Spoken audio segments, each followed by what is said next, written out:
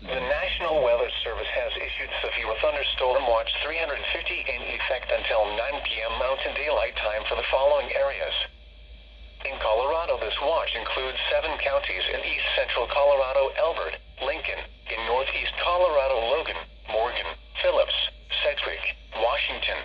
This includes the cities of Akron, Elizabeth, Fort Morgan, Holyoke, Julesburg, Kiowa, Lyman, and Sterling.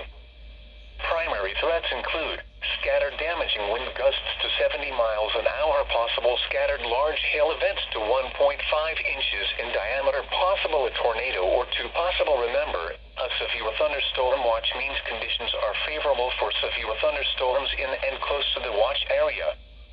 Persons in these areas should be on the lookout for threatening weather conditions and listen for later statements and possible warnings. Severe thunderstorms can and occasionally do produce tornadoes.